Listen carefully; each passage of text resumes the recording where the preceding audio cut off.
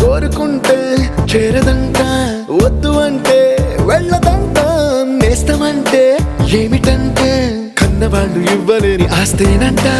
ఇస్తూ నీకై ప్రాణం పంచిస్తూ తన అభిమానం, నీలో ప్రతి ఒంటరి తరుణం చెరిపేస్తూ ఎన్నో వేల కథలు.